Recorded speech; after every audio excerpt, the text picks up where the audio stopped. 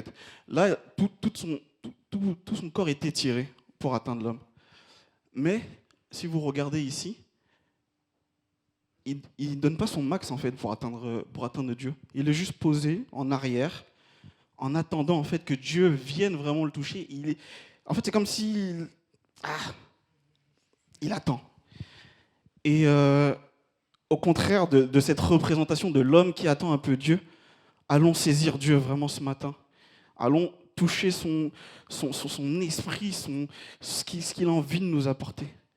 Et j'ai un verset dans notre Bible, qui est Genèse 18. Et en fait, c'est Dieu qui va venir voir Abraham. Je ne sais pas si vous connaissez ce passage. C'est juste avant la destruction de Sodome et Gomorrhe.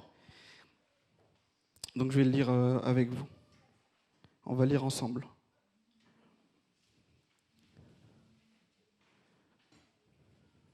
Et on va prendre à partir.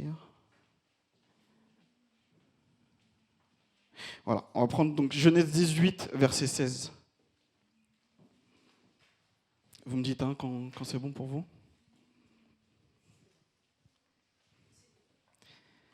Ok.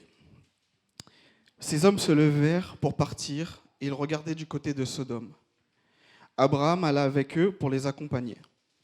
Alors l'Éternel dit, « Cacherai-je à Abraham ce que je vais faire ? Abraham deviendra certainement une nation grande et puissante, et en lui seront bénies toutes les nations de la terre. Car je l'ai choisi afin qu'il ordonne à ses fils et à sa maison, après lui, de garder la voie de l'Éternel, en pratiquant la droiture et la justice, et qu'ainsi l'Éternel accomplisse en faveur d'Abraham les promesses qu'il lui a faites. Et l'Éternel dit, « Le cri contre Sodome et Gomorrhe s'est accru, et leur péché est énorme. C'est pourquoi je vais descendre, et je verrai s'ils ont agi entièrement selon le bruit venu jusqu'à moi. Et si cela n'est pas, je le saurai. » Les hommes s'éloignèrent et allèrent vers Sodome. Mais Abraham se tint encore en présence de l'Éternel. Abraham s'approcha et dit, « Feras-tu aussi périr le juste avec le méchant ?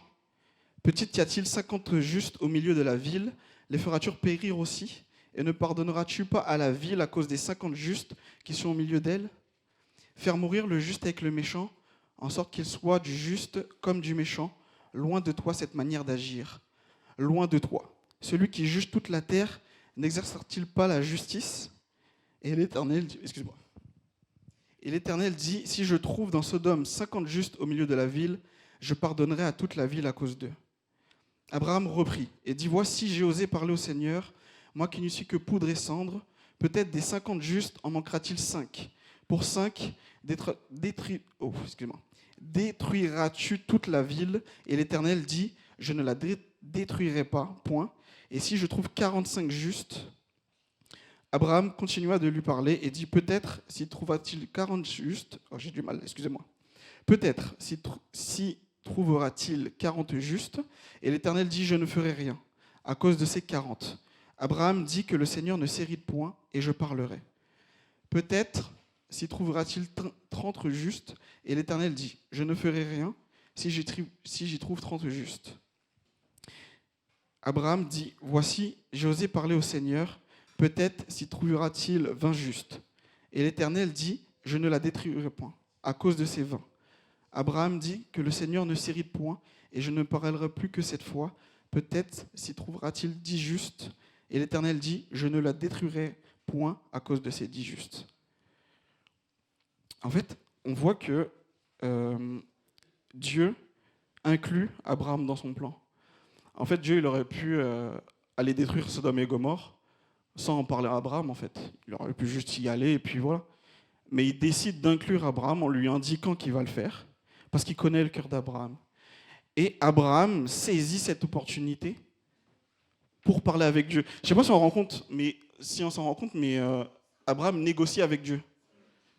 Pour moi, personnellement, quand j'ai lu ça la première fois, j'ai dit c'est une folie. J'ai dit mais c'est incroyable. Abraham, un homme, en face de lui le Seigneur, et il négocie.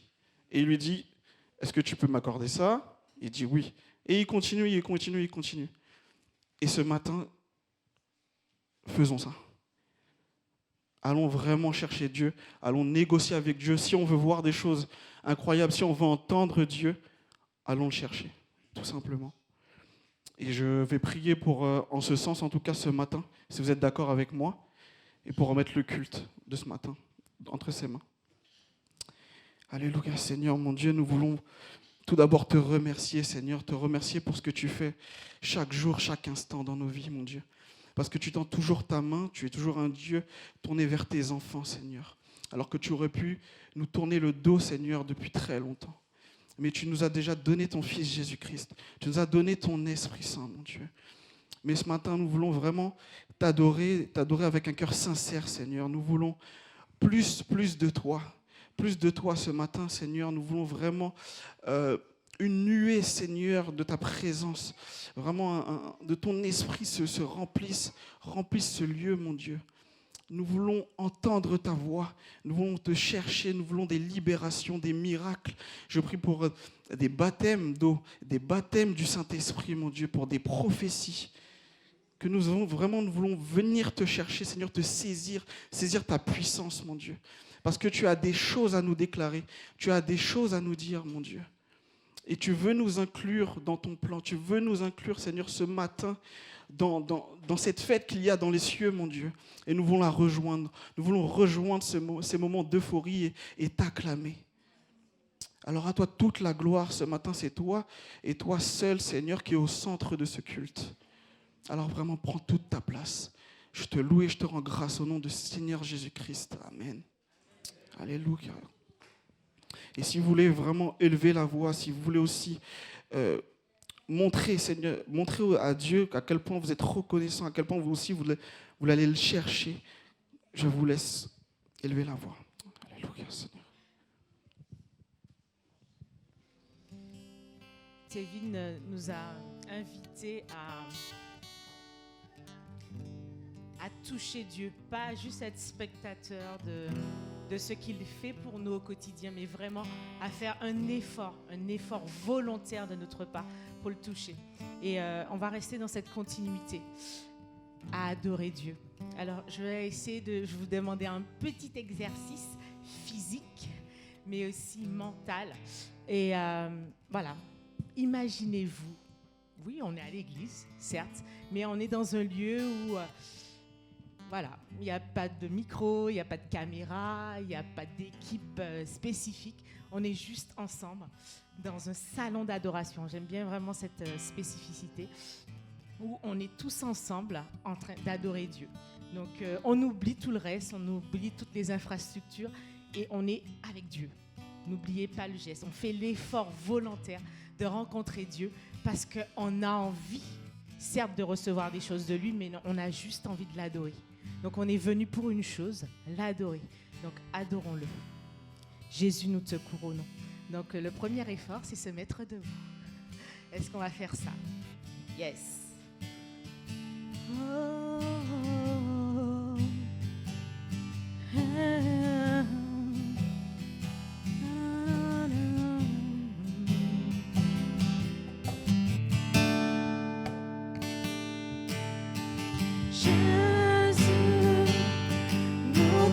couronnons,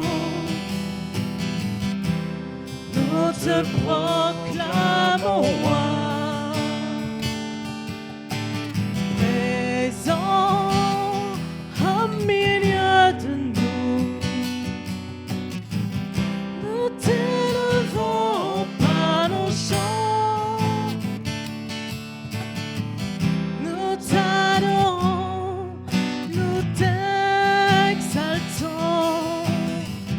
viens établir ton trône éternel. Par nos louanges, nous t'invitons. Viens Jésus, prends la place du roi. Jésus, nous te couronnons, te proclamons. Nous te proclamons roi, parce que tu es présent au milieu de nous. devons par nos chants.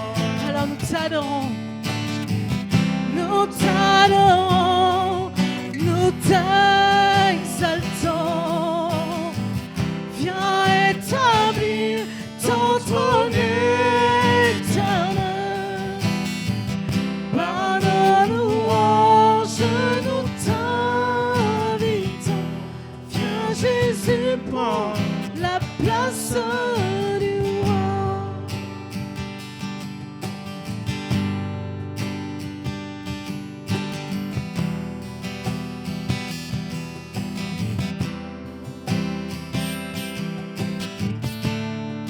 Jésus, Jésus, nous te couronnons, Nous te proclamons roi. Présent au milieu de nous, nous t'élevons par nos chants. Nous t'adorons, nous t'exaltons. Viens établir ton trône éternel. Par nos louanges, nous t'invitons. Viens Jésus, prends la place du roi. viens Jésus, Viens Jésus, prends la place du roi. viens Jésus, Viens Jésus, prends la place du roi. viens Jésus, prends. Viens Seigneur, Viens Seigneur, prends la place du roi.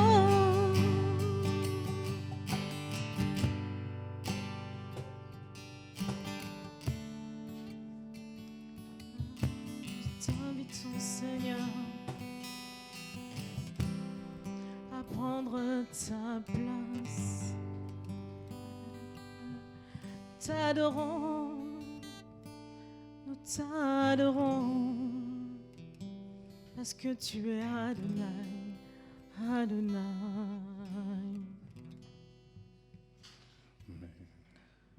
Adonai.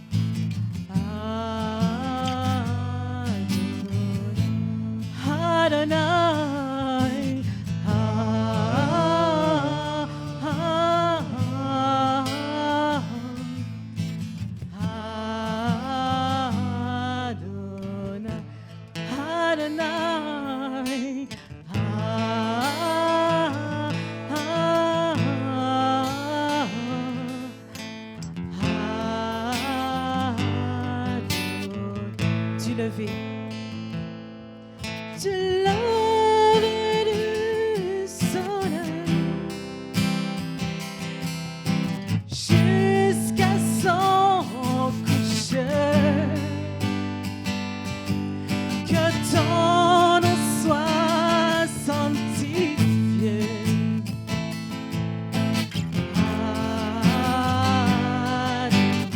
À toi, Église, du lever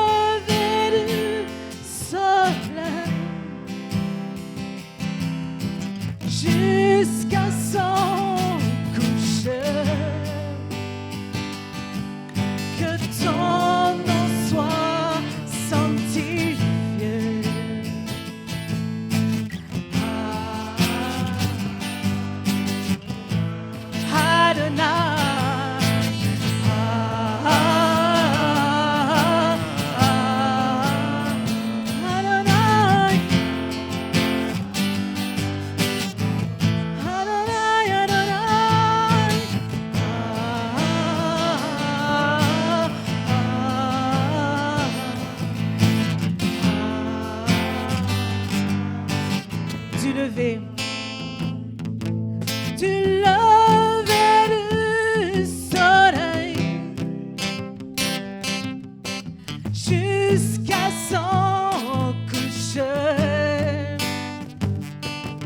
que ton nom soit sanctifié, Adonai.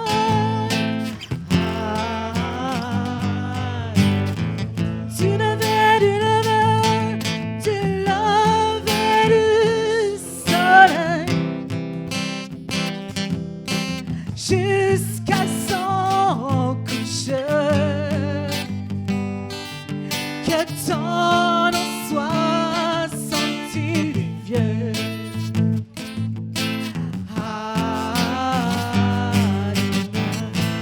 Adonai,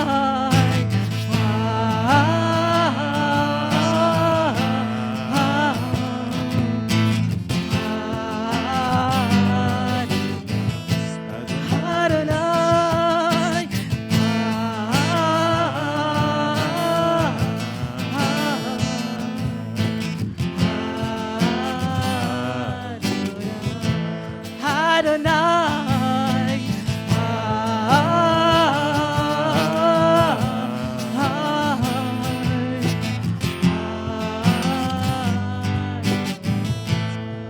Adonai,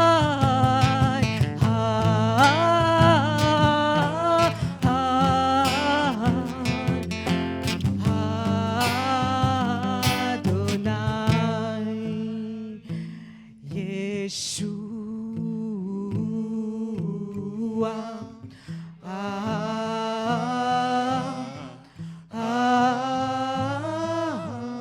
À toi, Église.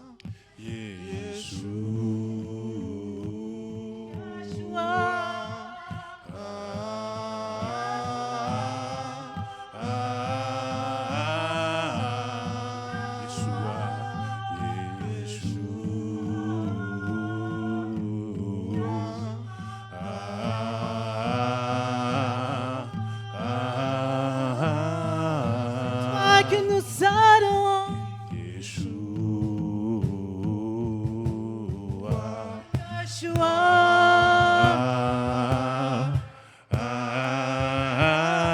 Mon bien-aimé, mon bien-aimé, parmi des milliers de milliers,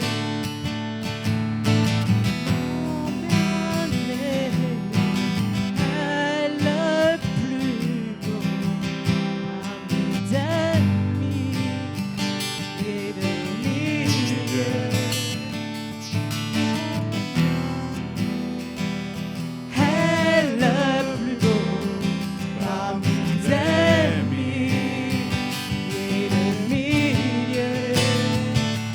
Mon bien-aimé est le plus beau parmi des milliers.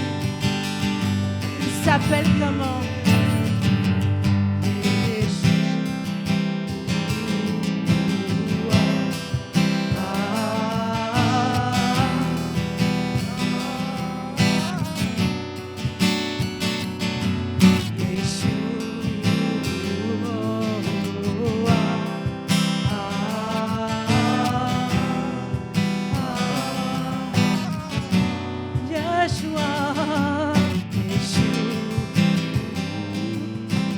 Nous te supplions, nous t'appelons, nous crions à toi, Jésus. Yeshua, Yeshua, Yeshua.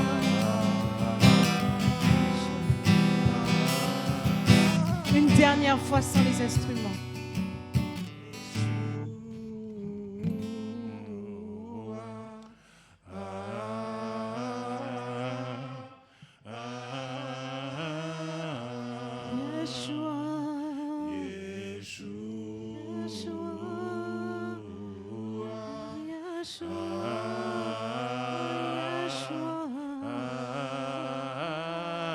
Ton peuple te loue, ton peuple t'adore, ton peuple crie vers toi, parce que tu es Yeshua, Yeshua, Yeshua,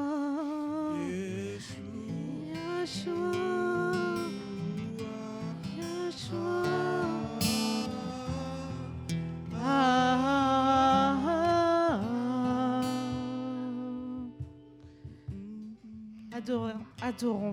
Adorons notre Dieu ensemble, soit individuellement ou collectivement, mais faisons monter notre voix.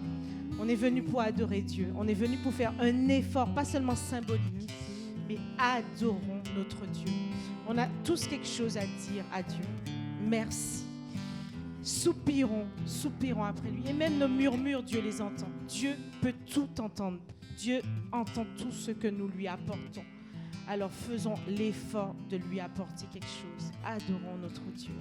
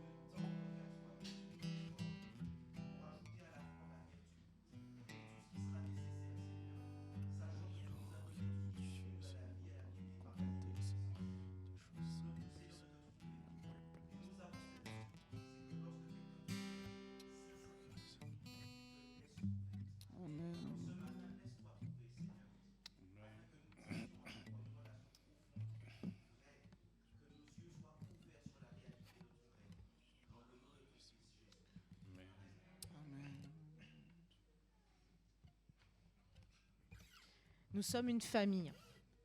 Ça, c'est la chose la plus extraordinaire qu'on peut vivre à l'église. Cette famille. Alors, on a une famille de chair, en tout cas pour le plus grand nombre. Après, quel que soit notre parcours de vie, des fois, c'est pas toujours simple, mais voilà, la famille de Dieu, c'est ce que nous sommes. Et aujourd'hui, nous voulons honorer quelqu'un de particulier qui est important aussi pour nous. C'est Marie-France, parce qu'elle a son anniversaire. Je ne dirais pas son âge, c'est la plus jeune parmi nous, en tout cas l'une des plus jeunes. Donc, on voudrait, en tant qu'Église, vraiment l'honorer, en lui souhaitant joyeux anniversaire, en chantant pour elle et en la bénissant, en priant en communauté. Donc, est-ce qu'on peut faire tout ça ensemble, donc debout, et on va honorer Marie-France. Alors, Marie-France, c'est celle qui est devant. Tu peux te mettre debout, s'il te plaît?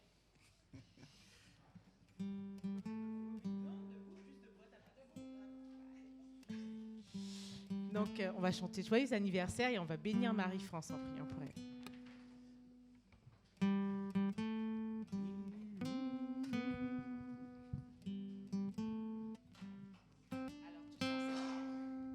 Joyeux anniversaire, joyeux anniversaire, joyeux anniversaire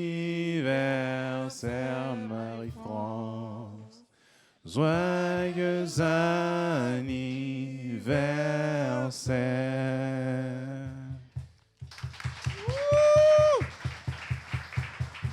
Amen. Merci Seigneur, nous te bénissons pour Marie-France. Merci pour ce qu'elle est pour nous. Amen. Merci pour son parcours de vie. Merci pour ce qu'elle représente pour toi. Parce que tu l'as créée, tu l'as façonnée. Et tu as quelque chose de particulier à faire à travers elle et en elle. En tant qu'Église, en tant que famille, nous voulons la bénir en ton nom Jésus. Et que tu puisses déverser Amen. pleinement tes bénédictions et faire des miracles à travers sa vie. Sois élevé en ton nom. Amen. Amen. Merci Amen. Marie-France. Les dîners aux femmes. On va profiter d'être debout pour rester debout. Voilà. Amen. On vous a dit que c'est On va fini prendre le aujourd'hui. prochain son qui s'appelle Faisons monter, donc nos adorations. Amen. On va le prendre en tapant les mains et on va passer aussi les corbeilles pour les 10 000 offrandes. On va aussi profiter pour faire monter cette sorte d'adoration aussi vers notre Seigneur. On va donner avec joie. Amen. Amen. Dans la joie.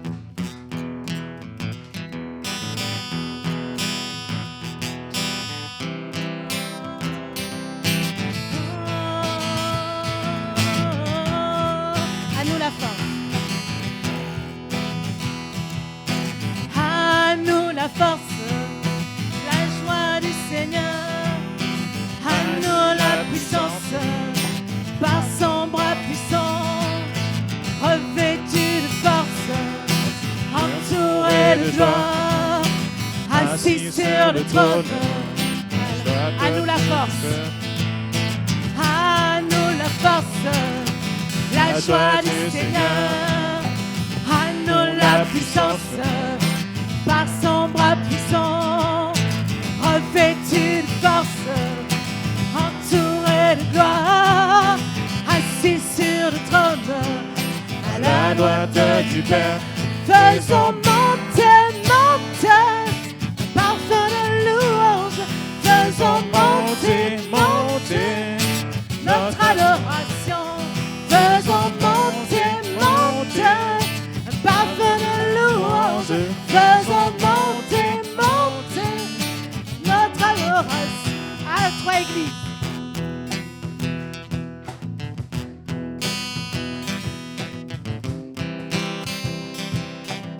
À nous la force, à toi, Église. La force. À nous la puissance. Revêtu de force. Assis. À nous la force. À nous la force, la joie du Seigneur. À nous la puissance. revêtu.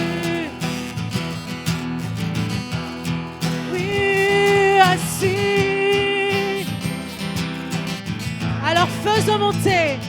faisons monter, monter, parfum de louange, faisons monter, monter, notre adoration. Faisons monter, monter, parfum de louange.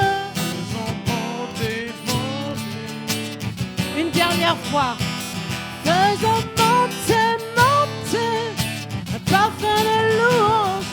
Faisons monter, Monter, notre adoration. Amen. Amen. On va baisser les têtes. J'ai prié pour la prédication. Seigneur, nous te bénissons pour ton Église, nous te bénissons pour ton peuple, nous te bénissons pour ta parole qui va être annoncée, Père. Te demandons de nous disposer nos cœurs pour pouvoir entendre ce que tu apportes, la nourriture que tu nous apportes ce matin, Père. Bénis, Seigneur, Dieu Tout-Puissant, ton serviteur qui va servir de canal pour diffuser ce que tu veux apporter à nos cœurs ce matin. Nous te prions parce que tu es celui qui dispose de tout, qui connaît tout. De toute façon, nos cœurs, nos esprits sont entre tes mains. Nous te prions parce que tu es celui qui exaucera nos vœux. Béni soit ton nom, béni soit ton amour. Merci pour ta grâce et ton amour qui durera toujours dans notre cœur. Permets que nous puissions, Seigneur, être nourris ce matin et que ton œuvre se fasse à travers de nous, à chacun de nous ici présent, Père. Glorifié soit ton nom. Nous te prions non pas sur la base de nos mérites, mais en ton nom qui vive, qui règne au siècle des siècles. Amen. Amen. Daniel, te laisse en place. Bonjour à tous.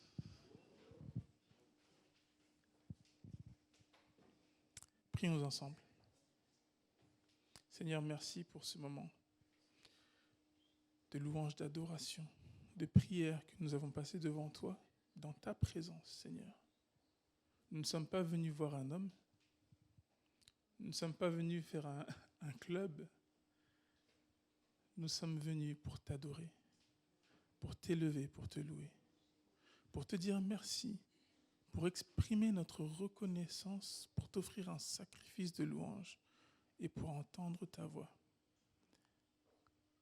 Et nous ne voulons pas ressortir de la même manière, Seigneur. Nous voulons être changés par ce que tu nous dis, par ce que tu fais dans nos vies, encore une fois. Alors manifeste-toi, Seigneur. Moi, je ne suis pas meilleur que qui que ce soit. Je ne suis pas plus grand que qui que ce soit. Mais tu m'as donné cette parole. Alors aide-moi à la transmettre telle que tu me l'as donnée. Et aide le peuple de Dieu à faire le tri pour qu'ils prennent ce que tu as pour eux, dans le nom de Jésus. Amen.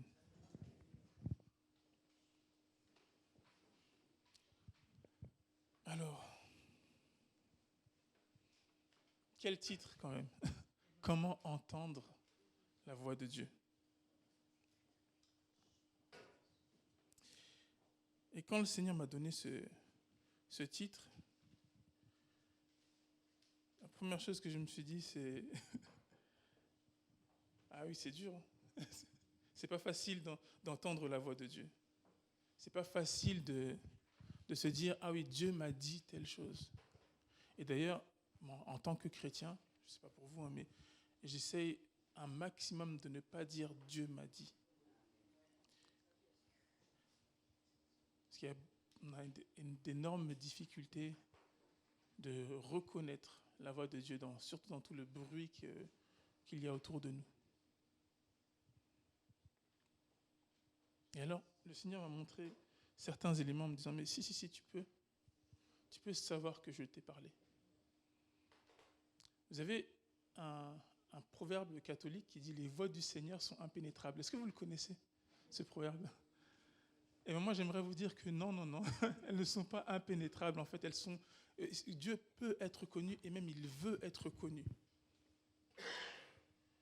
Et donc, nous allons voir ça ce matin. Nous allons voir deux passages différents. Et dans ces deux passages-là, il y a deux manifestations de Dieu. Dieu parle clairement et Dieu se manifeste clairement. Et ce matin, ce que je vous demande tout simplement, c'est de faire preuve de discernement. Faites comme les Béréens dans Actes des Apôtres, faites le tri. Ne prenez pas ma parole pour acquis. Moi, je ne suis pas meilleur que vous. Je pense que vous avez tous un don de discernement. Dieu vous a donné un cerveau, vous êtes capable de l'utiliser pour faire la part des choses. Et donc, regardez les Écritures, regardez votre expérience avec Dieu et faites le tri en ce matin. 2 passages, 2 manifestations de Dieu. Je vous demanderai d'aller dans Jean 12. On va lire du verset 27 à 30. Quand vous y êtes, vous me le dites, et ce sera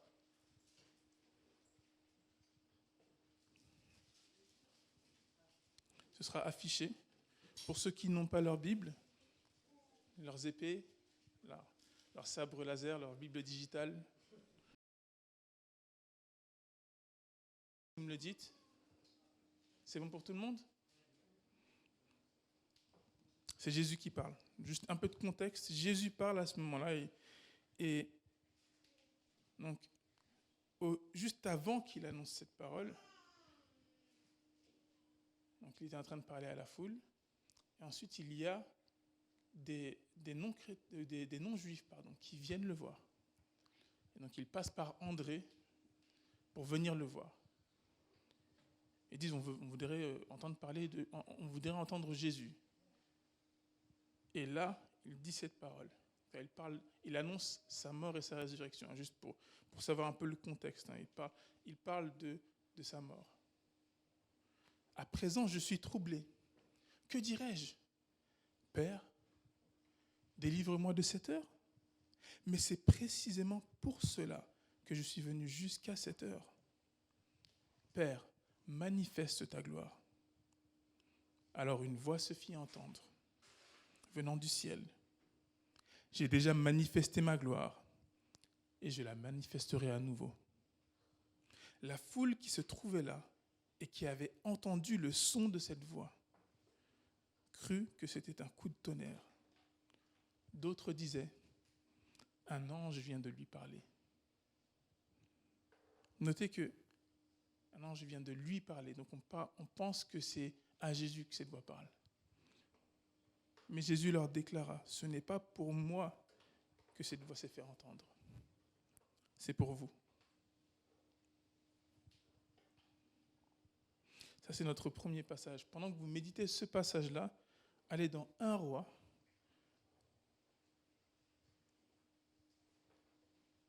chapitre 19, et on va lire du verset 9 à 13.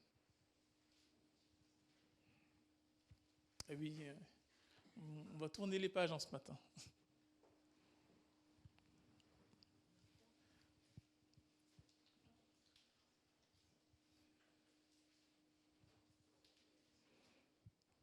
Parce que je pense que c'est important aussi de laisser la parole de Dieu être ce qu'elle est. Parce que c'est elle qui transforme. Ce n'est pas nos paroles à nous, c'est la parole de Dieu qui est transformatrice dans nos vies. Vous y êtes ?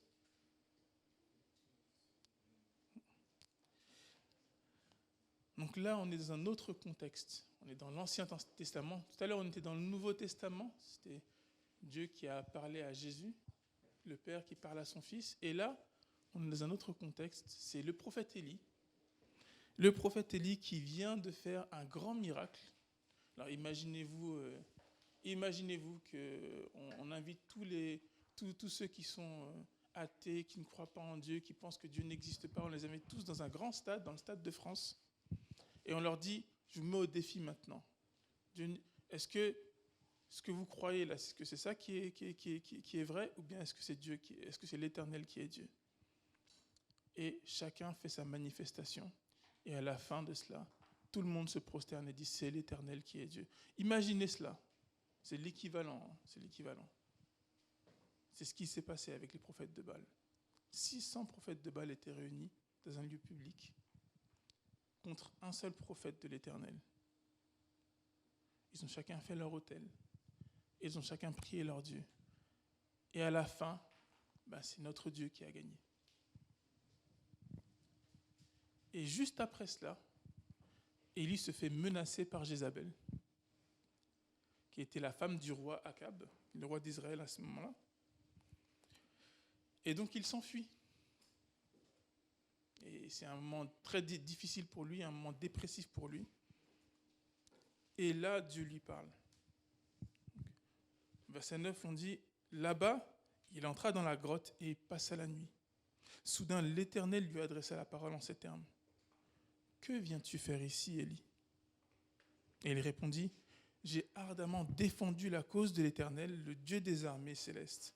Car les Israélites ont abandonné ton alliance et ils ont renversé tes autels. Ils ont massacré tes prophètes. Je suis le seul qui reste. Et les voilà, qui cherchent à me prendre la vie. On fait une petite pause. Vous vous rendez compte qu'il ne répond pas à la question de Dieu ? Que viens-tu faire ici ? Et il ne dit pas ce qu'il est venu faire ici.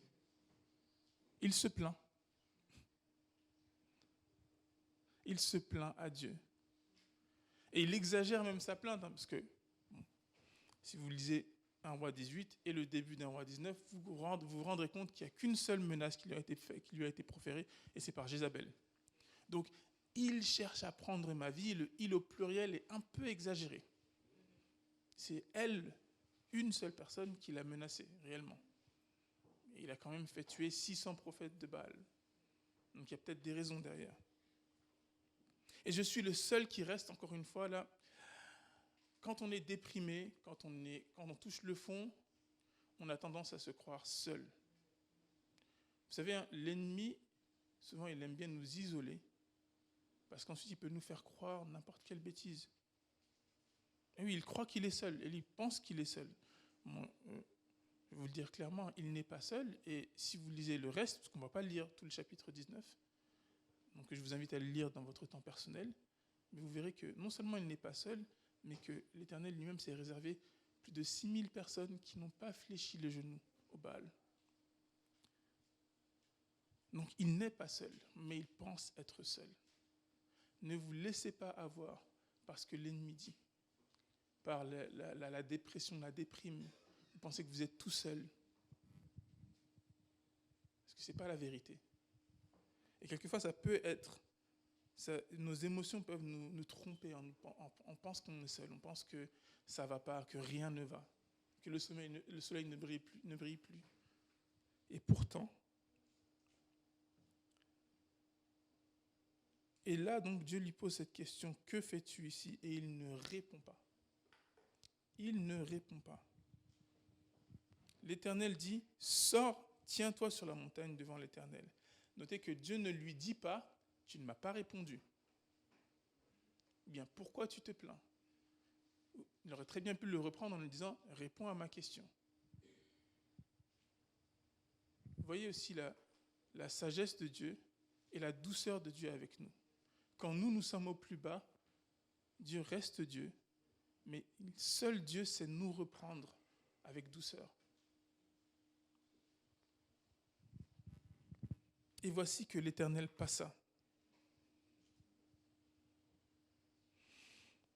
Devant lui, soufflait un vent si violent qu'il fendait les montagnes et fracassait les rochers. Mais l'Éternel n'était pas dans l'ouragan. Après l'ouragan, il y eut un tremblement de terre. Mais l'Éternel n'était pas dans ce tremblement de terre. Après cela, il y eut un feu. Mais l'Éternel n'était pas dans ce feu. Enfin, après le feu, ce fut un bruissement doux et léger. Dès qu'Élie l'entendit, il se couvrit le visage d'un pan de son manteau et sortit se placer à l'entrée de la grotte. Et voici que quelqu'un s'adressa à lui. « Que fais-tu ici, Élie ?» Alors, vous voyez, Dieu lui répète la question quand même. « Que fais-tu ici ?» Il a déjà répondu, hein, il s'est plaint une fois, mais Dieu lui répète la question. Vous savez, Dieu se manifeste de plusieurs manières, mais une des manières que Dieu s'est manifesté, en tout cas pour moi dans ma vie, c'est par la répétition. Quand il te dit une chose une fois,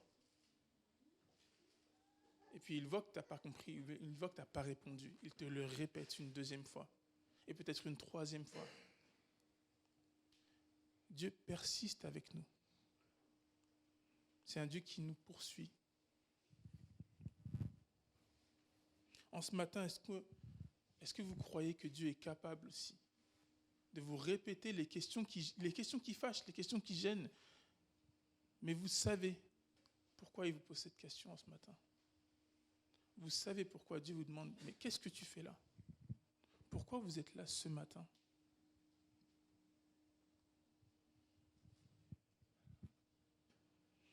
Alors pourquoi Dieu parle?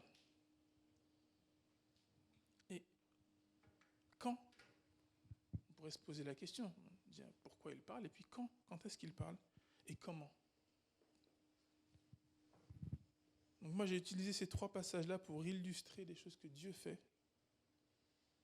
Et je crois que quand Dieu parle, et c'est pas exhaustif, donc je vous donne juste des exemples et des éléments que j'ai pu sortir des passages qu'on a lus. Donc bien sûr ce n'est pas de manière exhaustive, sachant que Dieu est éternel et infini, donc on ne peut pas le résumer, ce serait impossible pour moi. Mais voilà ce que j'ai compris en lisant ces passages. Et je vous ai mis des références, et je les enverrai aussi dans les notes. D'abord, quand Dieu parle, sa parole est créatrice. Et c'est le seul qui est comme ça. Ne pensez pas que quand vous allez parler, votre parole va créer quoi que ce soit. Par contre, Dieu, quand il parle, sa parole est créatrice. Vous ne me croyez pas peut-être? Faites comme les Béréens. Bon, regardez dans Genèse 1, verset 3. C'est un fameux passage que tout le monde devrait connaître ici. C'est très simple. C'est Dieu dit que la lumière soit. Et la lumière fut. Et Dieu sépara la lumière des ténèbres. C'est le premier acte de création de Dieu. Et donc Dieu, quand il parle, sa parole fait quelque chose. Sa parole est agissante. Tu vois, c'est le seul être qui peut allier la parole à l'action juste en parlant. Alors que nous, quand on parle, on doit suivre après. On doit faire quelque chose. Et Dieu parle aussi pour communiquer avec nous.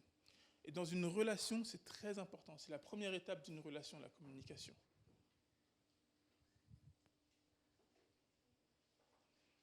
D'ailleurs, dans le passage qu'on a lu dans Jean 12, au verset 30, Jésus explique que c'est pour nous qu'il a dit. Ce n'est pas pour moi que cette voix s'est fait entendre, mais pour vous. Quelqu'un peut prendre le psaume 119, verset 50. Et j'ai besoin que, juste après, quelqu'un prenne Deutéronome 8, verset 3.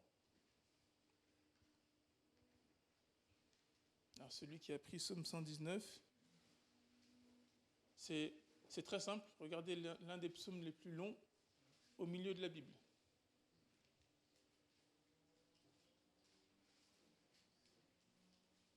Alors, je vois qu'il y a une course qui se fait. Qui est le premier? Ok. Psaume, oui, tout à fait, verset 50. Alors. C'est ma consolation dans ma misère, car ta promesse me rend la vie. Ok. Et Deutéronome 8, verset 3.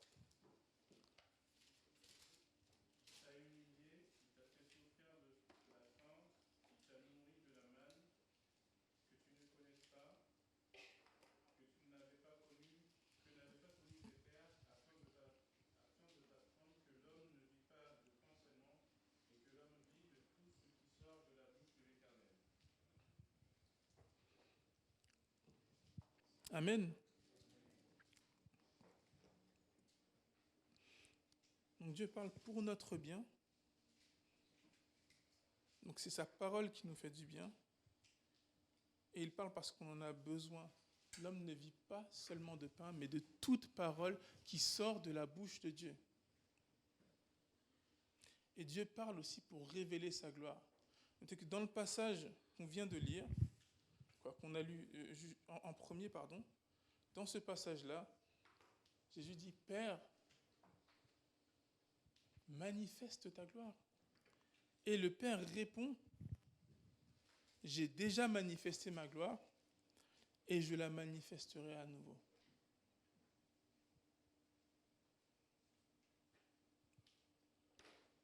Dieu veut nous faire comprendre quelque chose. Il veut nous manifester sa gloire. Il ne veut pas nous laisser ignorants sur ce qu'il fait, sur qui il est. Et il faut que la gloire de Dieu se manifeste pour qu'on sache vraiment, pour qu'on voit vraiment Dieu tel qu'il est. Mais c'est difficile, parce que Dieu est inapprochable. C'est Dieu, il est tout puissant. Et nous connaissons nos limites. Donc comment est-ce qu'un Dieu, un être infini, tout puissant, qui est sans limite, peut s'approcher de nous, qui sommes très limités, et pas très puissants, en tout cas pas aussi puissants que lui. Et pourtant, c'est ce qu'il se passe. On a un Dieu qui se révèle et qui veut une relation avec nous. Bénissons le Seigneur parce qu'il veut cette relation avec nous.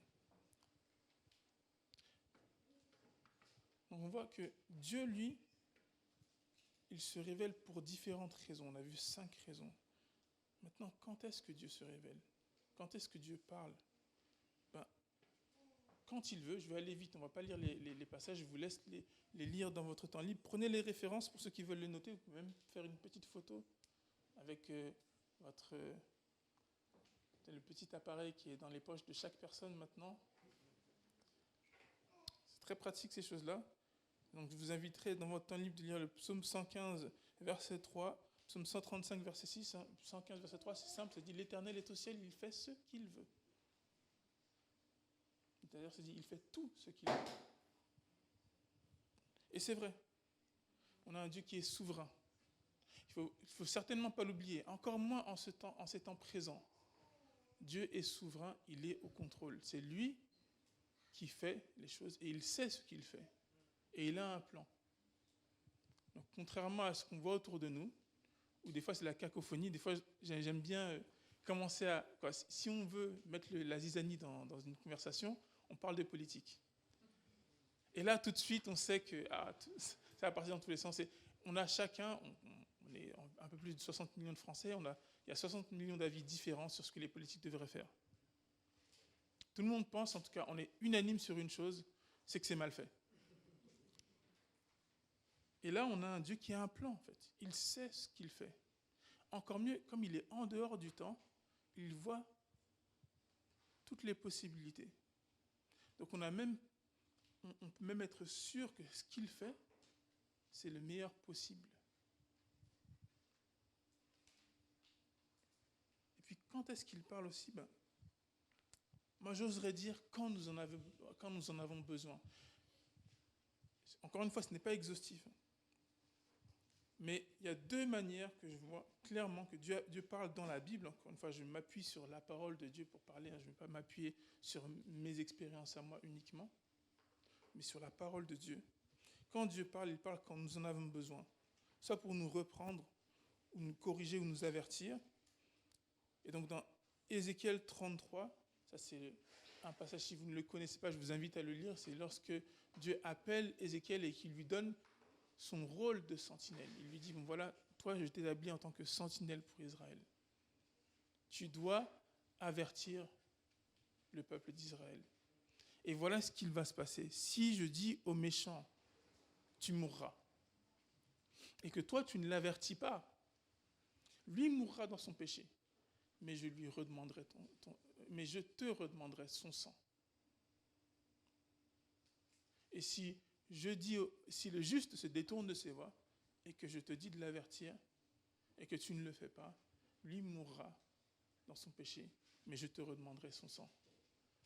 Donc on a un rôle aussi en tant que personnes qui connaissent Dieu,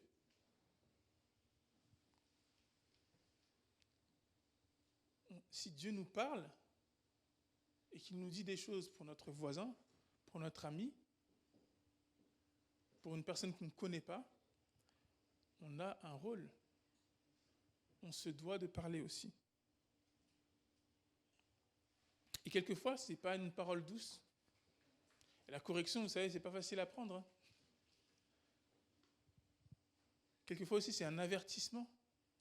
Attention, si tu continues là, tu mourras. Et pourtant, Dieu nous demande de faire ça. Quelquefois aussi, Dieu parle pour nous encourager, pour nous aider, pour nous restaurer. Là, je vous ai mis un seul exemple sur chaque élément. Juste un petit exercice que je vous invite à faire, parce que moi, je l'ai fait. Vous allez dans votre concordance et vous mettez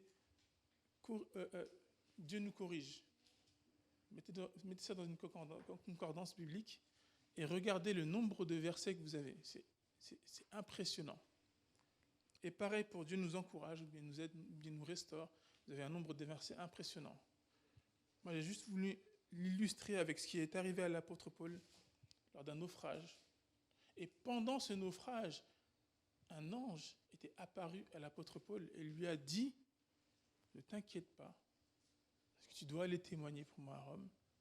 Donc toi et tous ceux qui sont avec toi dans ce bateau, vous ne mourrez pas. » Donc Dieu lui a parlé pour l'encourager. On a un Dieu qui nous parle de plusieurs manières. Dans Job, il nous dit que Dieu parle tantôt d'une manière, tantôt d'une autre, et nous n'y prenons pas garde. Ce matin, je vous invite à y prendre garde. Je vous invite à ouvrir vos oreilles. Je vous invite à être à l'écoute de ce que Dieu a à dire.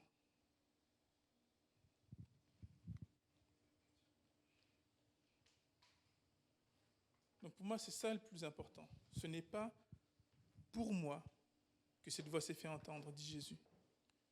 C'est pour vous. C'est pour nous que Dieu parle. C'est pour nous faire du bien. C'est pour nous reprendre. C'est pour nous encourager.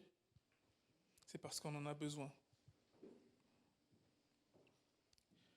Et donc on va voir maintenant le comment. Comment Dieu se manifeste, comment Dieu parle. Et j'ai fait exprès de le diviser en deux, parce qu'on a deux textes, mais deux contextes différents. Rappelez-vous que le contexte de Jean 12, c'est qu'il y a des gens qui sont non-juifs, qui viennent voir Jésus. Il y avait déjà une foule de juifs qui étaient là. Et en plus, des gens qui sont non-juifs qui viennent voir Jésus. Donc là, Jésus est conscient du fait que son message a été annoncé à tout Israël. Et il y a même des prosélytes maintenant qui sont en dehors d'Israël qui commencent à venir. Et donc l'heure est venue. Donc, l'heure est venue que le message soit répandu à des gens qui ne le connaissent pas. Et comment Dieu parle à ceux qui ne le connaissent pas? Donc, dans Jean 12, on a trois manières. On a le tonnerre, on a l'ange et on a Jésus. On va revoir ces trois passages-là. Donc, Jésus dit « Père, manifeste ta gloire. » Je l'ai manifestée et je la manifesterai encore. Et la foule qui se trouvait là et qui avait entendu le son de cette voix crut que c'était un coup de tonnerre. Et d'autres disaient, un ange vient de lui parler. Donc on a soit le tonnerre. Le tonnerre, c'est plusieurs choses. C'est l'avertissement. Et quelquefois, et je dis même, c'est pas très souvent, mais on a des cas de conversion spectaculaires. Le tonnerre s'abat sur une personne. On a un exemple flagrant dans la Bible, hein, c'est l'apôtre Paul, qui est sur le chemin de Damas. Lui-même, il allait faire des choses qui n'étaient pas très bonnes, hein, il allait persécuter les chrétiens, et Dieu l'a arrêté net, et l'a foudroyé au sol. Il l'a aveuglé complètement. Et une voix s'est fait entendre. « Saul, Saul, pourquoi me persécutes-tu » Ça, c'est le coup de tonnerre, c'est un avertissement, c'est un jugement. C'est spectaculaire. Il y a l'ange qui parle. L'ange, c'est une révélation, c'est une expérience surnaturelle. Combien d'entre nous peuvent dire qu'on a entendu la voix de Dieu et on sait que Dieu nous a parlé clairement? Soit on a eu un songe, une vision, ou bien une expérience surnaturelle où on a su clairement que Dieu nous avait parlé, sans aucun doute. Sachez-le, Dieu se révèle et il sait comment nous parler à chacun d'entre nous. Comme je vous l'ai dit, je ne crois pas dans ce proverbe qui dit que les voies du Seigneur sont impénétrables, puisque Dieu se fait connaître à chacun d'entre nous. Mais est-ce que nous sommes réceptifs? Est-ce que nous voulons le connaître? L'apôtre Paul ira même plus loin, il dit que dans Romains 1, nous cachons la vérité. Nous cachons la vérité, nous ne voulons pas que la vérité soit là. Donc on la cache, parce qu'on sait, en fait, c'est évident. Même un enfant pourrait dire Dieu existe, mais nous, on veut le cacher, parce que ça ne nous plaît pas, c'est une réalité qui n'est pas confortable. C'est une réalité qui nous pousse dans nos retranchements, qui nous pousse à, si Dieu existe, en fait, moi, qu'est-ce que je fais pour lui? Qu'est-ce que j'ai fait pour Dieu? Et donc, comme on ne veut pas de cette réalité, on s'invente d'autres réalités, d'autres vérités. Et c'est là que la dégénérescence commence. Mais pourtant, on a un Dieu qui quand même nous parle, malgré tout cela, et qui veut nous avertir. Alors, est-ce que Dieu vous avertit avec un coup de tonnerre? Est-ce que Dieu vous avertit par un ange, par une révélation, par quelque chose de surnaturel, quelque chose de doux? Ou est-ce que Dieu vous avertit par une expérience personnelle? Et notez-le, c'est Jésus qui parle. Jésus dit, « Père, manifeste ta gloire. » On a quand même un Dieu qui s'est personnalisé à travers Jésus, qui a marché parmi nous, qui a vécu ce qu'on a vécu, qui sait ce qu'on ressent, puisqu'il l'a ressenti lui aussi. Au début du passage, Jésus dit, « Maintenant, mon âme est troublée. » Mais que dirais-je? Père, délivre-moi de cette heure. Et pourtant, c'est pour cette heure que je suis venu. Donc Jésus a connu un moment où il était troublé. Vous avez Dieu, le Dieu créateur du ciel et de la terre, qui a connu un moment où il était troublé. Le Dieu tout-puissant qui s'est fait homme pour ensuite être capable de reconnaître les mêmes émotions que nous quand nous sommes troublés. Quand nous sommes un peu vacillants, quand on est un peu déprimé, quand on a un coup de mou, quand on ne se sent pas bien. Il a vécu ça. Et pour moi, c'est la troisième manière dont Dieu se révèle à ceux qui ne le connaissent pas. Il a vécu les mêmes choses que vous. C'est plus un Dieu inatteignable, un feu dévorant qui est au loin sur la montagne. C'est un Dieu qui est là, à côté de vous, qui a vécu les mêmes choses que vous, qui a souffert comme nous tous. Mais il a fait même plus que ça. Il a surmonté cette souffrance. Il n'est pas resté sur la croix. Et comment Dieu se révèle à ceux qui le connaissent? On va aller très vite là-dessus. Là, c'est lorsqu'il a parlé à Élie. Avec Élie, c'était spectaculaire. On avait un ouragan, on avait un tremblement de terre, on avait le feu. Et après, un bruissement doux et léger.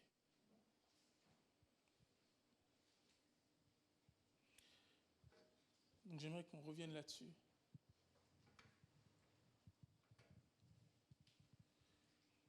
Donc à partir du verset 11 dans 1 Roi 19, « Devant lui soufflait un vent si violent qu'il fendait les montagnes et fracassait les rochers. » Ça, si ce n'est pas une manifestation de la puissance de Dieu, je ne sais pas ce que c'est.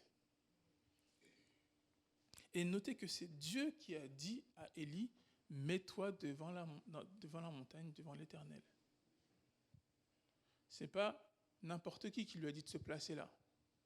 Il ne s'est pas dit, ah tiens, j'ai une intuition, je vais me placer là. Non, non, c'est Dieu qui lui a dit de se placer là. Donc il le voulait, Dieu voulait qu'il voie ces choses-là.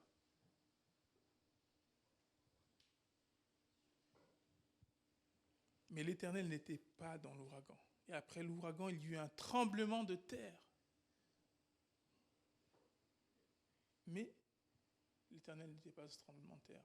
Alors à noter que quand on dit l'Éternel n'était pas dans ce tremblement de terre, c'est un défaut de langage, notamment de traduction. Parce que quand on regarde dans différentes versions, notamment en anglais, mais même dans la Bible annotée, en fait, on voit que ce n'est pas l'Éternel, c'est la voix de l'Éternel n'était pas. Donc c'était quelque chose qui était causé par Dieu, mais Dieu n'avait pas parlé à travers ça, ne voulait pas parler à travers ça. Après cela, il y eut un feu, mais la voix de l'Éternel n'était pas dans ce feu. Et après le feu, ce fut un bruissement doux et léger. Il y en a certains qui concluent que Dieu, lorsqu'il se révèle à ceux qui le connaissent, en fait, sa voix, elle est douce. C'est comme un chuchotement. Parce qu'il n'a pas besoin, quand on connaît quelqu'un, en fait, on peut lui susurrer quelque chose à l'oreille. J'ai ma femme qui est avec moi ici, et je sais que quand j'ai besoin de lui dire quelque chose, mais quand elle a besoin de me dire quelque chose, elle n'a pas besoin de crier, en fait. Des fois, elle fait juste un geste, ou bien elle me chuchote un truc à l'oreille. C'est personnel. Et oui, si vous connaissez Dieu, si vous avez cheminé avec lui, pourquoi il irait crier pour avoir votre attention? Vous le connaissez déjà. Il a juste besoin de vous chuchoter quelque chose. Mon enfant,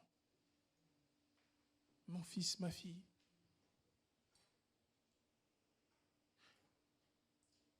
Et ça ne change pas la puissance de ce qu'il va dire après. Parce qu'il est toujours Dieu. Mais ce qui change seulement, c'est le niveau de la relation. Est-ce que vous êtes au niveau d'une relation où Dieu vous chuchote à l'oreille? Ou est-ce que vous êtes au niveau d'une relation où vous avez besoin encore du tremblement de terre? Vous avez besoin encore d'un ouragan? Vous avez besoin du feu dévorant?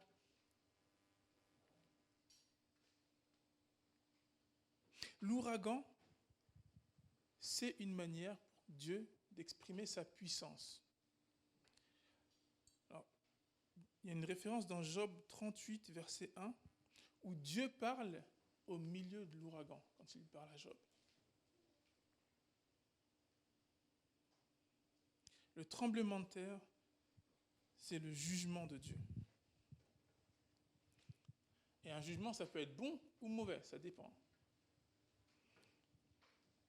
Alors on va voir ça plus tard, mais il y a 3 passages que j'ai mis pour vous. Si vous pouvez prendre une photo pour ceux qui veulent, pour les références, n'hésitez pas. Donc il y a Exode 19, verset 18, Matthieu 28, verset 2, Acte 16, verset 26. Je vous ai mis ces 3 éléments-là. Pourquoi? Parce qu'on a à chaque fois un tremblement de terre. Par contre, c'est un jugement, mais pas forcément sur ce qu'on croit.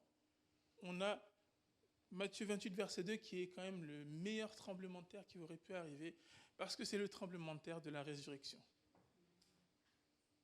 C'est un tremblement de terre qui est arrivé pour rouler la pierre et pour manifester au monde entier que le tombeau est vide. Et à noter que même les Juifs de l'époque, qui ne croyaient pas que Jésus était ressuscité, eux, ils ne croyaient pas en Jésus. Mais ils savaient que le tombeau était vide. La preuve, c'est qu'ils ont fait courir la rumeur dans Jérusalem que les disciples ont volé le corps. Donc s'ils ne croyaient pas que le tombeau était vide, ils n'auraient pas répandu cette rumeur. Sachant que la tombe de Jésus a été connue à l'époque. Et qu'ils ont mis des gardes devant pour être sûr que personne ne vienne prendre le corps. Donc on a quand même un miracle, un tremblement de terre qui est un jugement, mais un jugement en notre faveur. Et dans Acte 16, c'est Paul et Silas qui sont dans une prison. Ils prient, ils louent le Seigneur, et tout d'un coup, il y a un tremblement de terre. Et toutes les chaînes tombent. Le feu, c'est pour la purification ou la destruction. Et dans 1 Corinthiens 3, verset 13, je vous invite à lire ce passage-là dans votre temps personnel. C'est un passage, 1 Corinthiens 3, que je vous inviterai tous à lire et à méditer. Parce qu'à ce moment-là, l'apôtre Paul parle de nos œuvres et de comment on œuvre pour Dieu. Et il dit qu'il y a un moment où nos œuvres seront éprouvées par le feu. Et que si nous bâtissons sur la mauvaise fondation, c'est-à-dire si nous ne bâtissons pas sur Christ, qui est la fondation, si nous ne nous bâtissons pas sur lui, alors nous serons sauvés si nous croyons en Jésus, mais par contre nos œuvres non. Donc soyons sûrs de bâtir sur la bonne fondation. Et dans Acte 2, verset 3, on a ces langues semblables à des langues de feu qui apparaissent et qui se posent sur chacun des disciples dans la chambre haute, à la Pentecôte. Et puis ce bruissement doux et léger. Alors je vous ai mis 2 passages. Un passage où Ézéchiel a une vision et il voit un rouleau. Et Dieu lui dit de manger ce rouleau. Et quand il mange ce rouleau, qui est l'équivalent de la loi, c'est la parole de Dieu, il mange ce rouleau et ça a un goût doux pour lui. Et on a Jésus dans Matthieu 11, verset 30, qui nous dit que son joug, on doit prendre son joug, parce que son joug est facile, son fardeau est léger, et on aura du repos pour nos âmes. Vous savez, si vous connaissez Dieu, n'ayez pas peur de sa puissance. N'ayez pas peur de son jugement. N'ayez pas peur du fait qu'il vienne vous purifier. Quelquefois, il y a des choses qu'on a besoin de retirer dans nos vies. Si on est honnête avec nous-mêmes, ce matin, soyons honnêtes avec nous-mêmes. On a tous des choses qu'on aimerait ne plus faire. Ou bien qu'on aimerait ne pas avoir à gérer ça. Il y a des choses dans nos vies qui nous gênent, bien qu'on aurait honte d'admettre. Et pourtant, elles sont là, elles sont bien réelles. Et si nous, on le sait, Dieu le sait.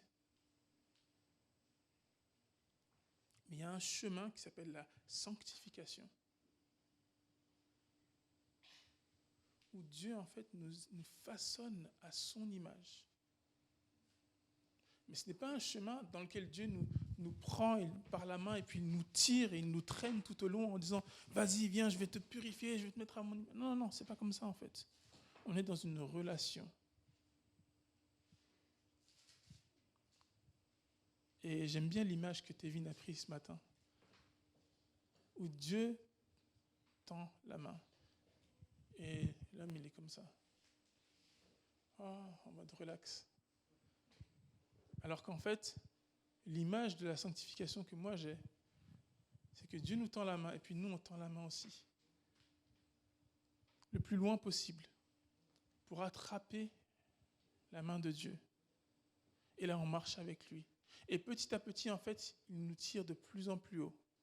Il nous amène plus proche de lui.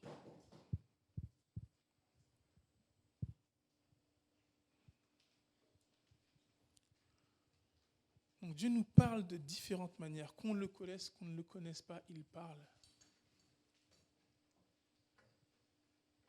Maintenant, j'aimerais dire, comme Jésus l'a dit, que celui qui a des oreilles pour entendre, entende.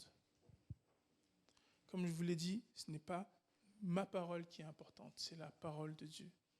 Ça, c'est ce que Jésus dit dans Marc 4, verset 9, que celui qui a des oreilles pour entendre, entende. Et Jésus dit la même chose dans Apocalypse 3, verset 6, et il ajoute que celui qui a des oreilles pour entendre ce que l'Esprit dit aux églises. Que vous connaissez Dieu, que vous ne le connaissiez pas, sachez qu'il vous parle. Et ce qui est à remettre en question, ce n'est pas le fait qu'il parle, c'est le fait qu'on entende. Est-ce que vous entendez un coup de tonnerre ? Un coup de tonnerre, c'est quand même quelque chose de terrifiant, hein, ça fait peur. Est-ce que quand il parle, ça vous terrifie? Parce que vous savez que vous avez des choses à vous reprocher. Vous savez qu'en fait, quand Dieu va vous parler, ça va faire mal. Et donc, le réflexe, en fait, c'est de sursauter et de se dire « C'était juste un coup de tonnerre, c'est rien, ça va aller ». Est-ce que quand il vous parle, c'est un tremblement de terre? Ça vous secoue dans tous les sens, jusqu'à votre âme? Est-ce que c'est un feu dévorant? Ou est-ce que c'est un bruissement doux et léger? Est-ce que Dieu est personnel dans votre vie?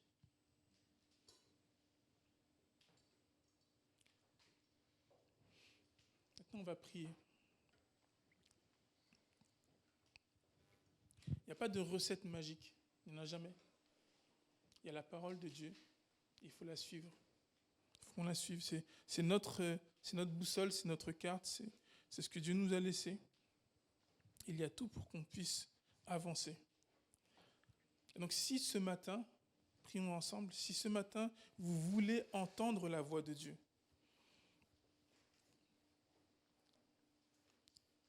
si ce matin Dieu vous parle,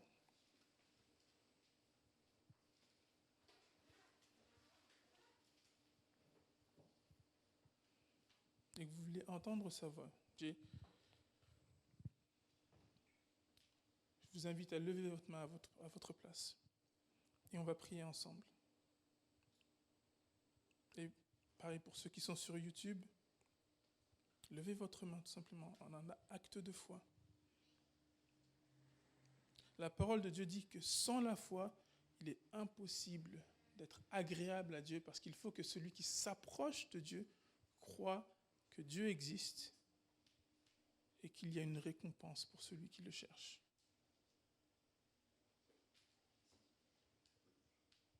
Donc laissez le doute à la porte et faites ce pas de foi.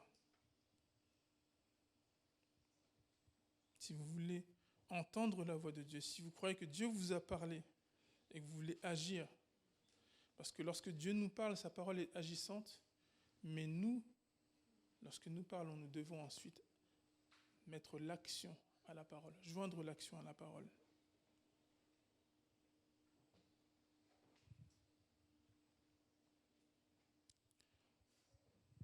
Seigneur, merci pour ta parole, parce que ta parole est la vérité.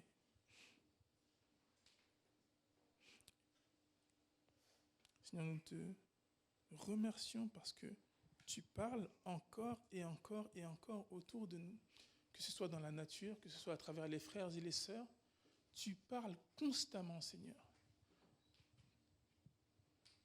Et Job et ses compagnons ont dit que nous n'y prenons pas garde, mais ce matin, nous voulons y prendre garde. Nous voulons avoir des oreilles pour entendre et entendre ce que tu as à nous dire.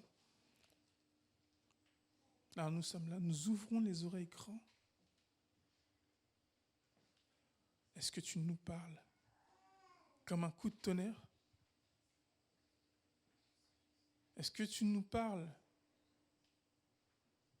comme un ange? Est-ce que tu nous parles comme Jésus parlait à ses disciples? Est-ce que tu manifestes ta puissance dans nos vies? Est-ce que tu veux nous embraser comme un feu dévorant, renouveler notre zèle?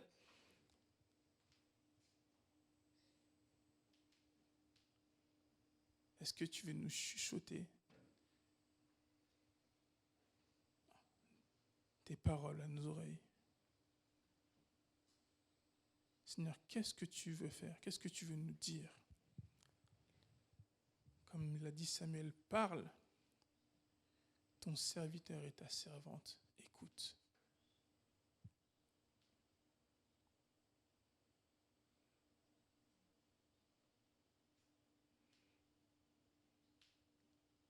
Et pour ceux qui ne connaissent pas le Seigneur, je te prie pour eux aussi. Et surtout pour eux. Que cette première fois où ils entendent la voix de Dieu, qu'ils sachent deux choses. La première, c'est que lorsque Dieu a parlé à Jésus en disant, il a parlé à la foule en disant, je l'ai manifesté et je la manifesterai encore. La gloire dont il parlait a été révélée lorsque Jésus est ressuscité. Et elle sera révélée encore plus encore si vous croyez en lui. Parce que vous aurez la vie éternelle. Cette gloire à venir, elle peut être pour toi. Elle est pour nous qui croyons en lui. Chacun d'entre nous qui avons mis notre foi en Jésus-Christ, cette gloire que Dieu a manifestée, elle est pour nous. Et la Bible nous dit que nous n'avons aucune condamnation. Il n'y a plus de condamnation pour nous, parce que nous sommes en Jésus-Christ. Ça, c'est dans Romains 8, verset 1er. Alors crois au Seigneur. Et pour toi qui veux encore et encore entendre la voix de Dieu et qui marche avec Dieu depuis un certain temps, ouvre tes oreilles. Défais-toi de toutes les distractions de ce monde. Et Dieu sait qu'il y a des distractions. Jésus était au milieu de la foule. Et pourtant, quand il a parlé, Dieu a parlé. Et il était audible, il était compréhensible. Défais-toi de toute entrave qui peut empêcher que tu entendes la voix de Dieu. Au nom de Jésus. Amen. Je crois que le groupe de louanges a un chant à chanter.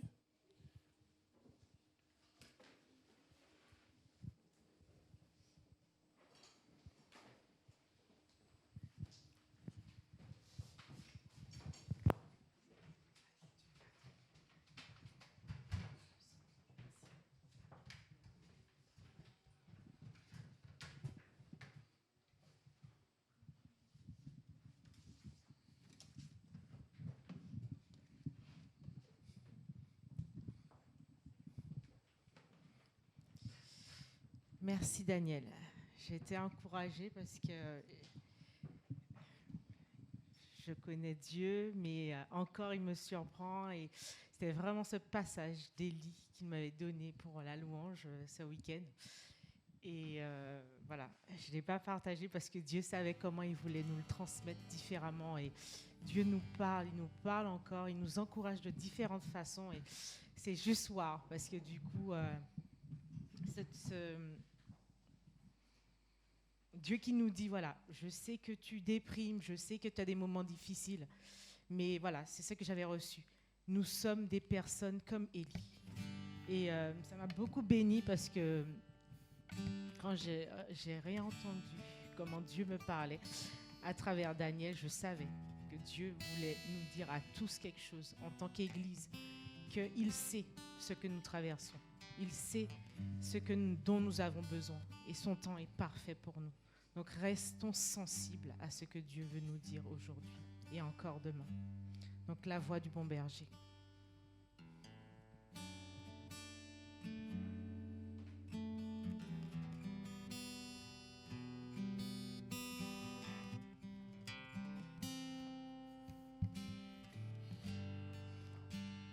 Est-ce qu'on pourrait se mettre debout ?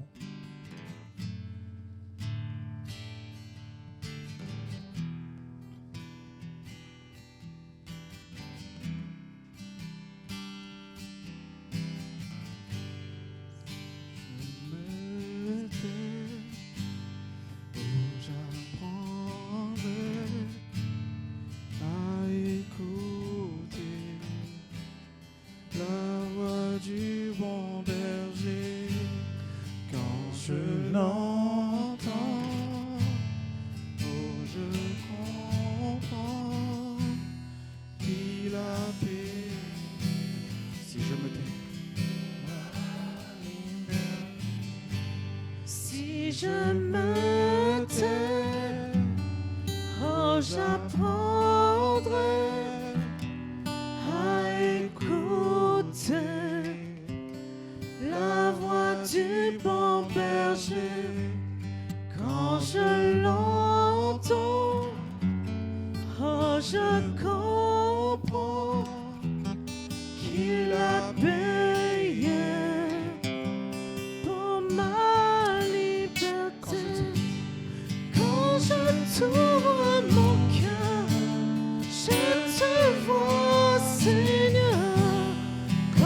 je t'ouvre mon cœur, je t'entends me parler, et ta loi dans mon cœur toujours demeure, et ta vie à chaque heure coule comme un torrent.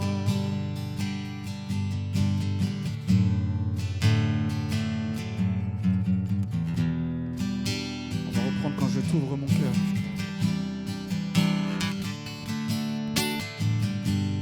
Quand je t'ouvre mon cœur, je te vois, Seigneur.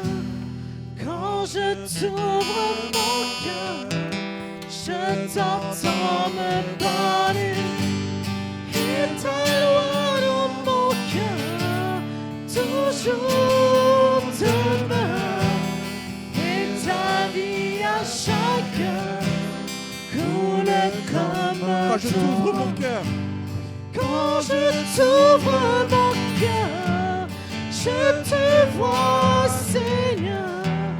Quand je t'ouvre mon cœur, je t'entends me parler, et ta loi dans mon cœur toujours demeure, et ta vie à chaque heure coule comme un torrent. et ta loi. Alléluia, Seigneur. Alléluia, alléluia, alléluia.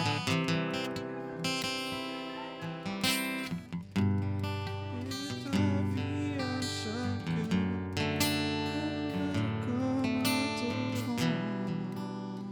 Coule comme un torrent. Coule comme un torrent. Coule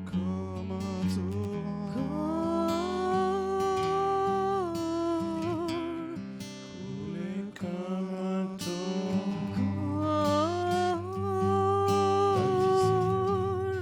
Coule comme un torrent. Coule comme un torrent. Alléluia. Coule comme un torrent.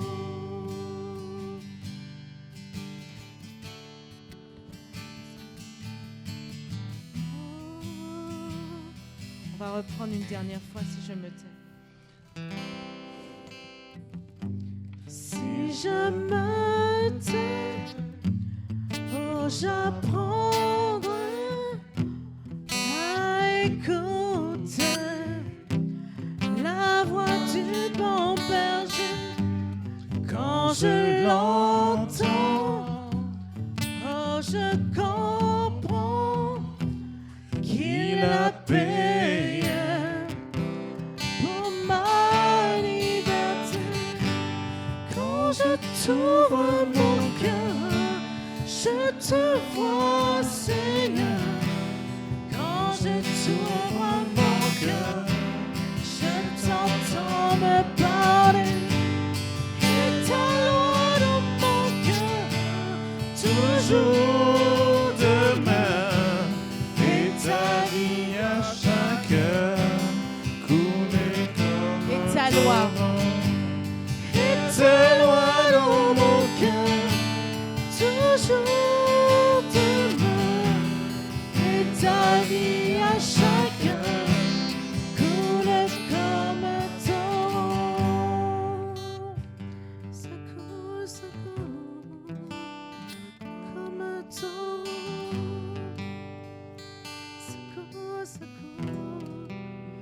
comme un torrent.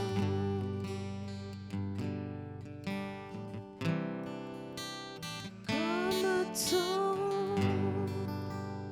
Reçois en abondance ce que Dieu a déposé pour toi. Ne refuse pas que personne ne se prive de la grâce de Dieu. Quelle que soit la façon que Dieu te rencontre, accepte-le Il veut toujours ton bien. Il reste au contrôle, quelles que soient les circonstances de ta vie. Amen. Mathilde. Bonjour à tous. Donc pour les annonces, cette semaine, l'équipe pastorale est toujours en vacances. Donc pareil, si vous avez des besoins, soit vos responsables de groupe de maison, soit appelez l'équipe pastorale. À l'issue du culte, il y a une collation, il me semble, et la semaine prochaine, on aura notre culte à 10h30 avec le pasteur Pierre Hégard de Taverny. Donc voilà, je vais prier pour clôturer le culte. Donc je vous invite à vous lever, vous mettre debout ou rester assis comme vous préférez. Seigneur Jésus, je te remercie parce que tu as parlé au travers de ton serviteur. Apprends-nous à discerner ta voix et à l'écouter, à accepter de t'obéir, Seigneur Jésus aussi, même quand ça ne nous convient pas. Merci parce que tu parles, tu vis en nous, Seigneur Jésus, tu veux nous guider. Alors merci de nous guider encore cette semaine, Seigneur Jésus, de nous accompagner et de nous rendre encore plus sensibles à ta voix, Seigneur Jésus. Amen.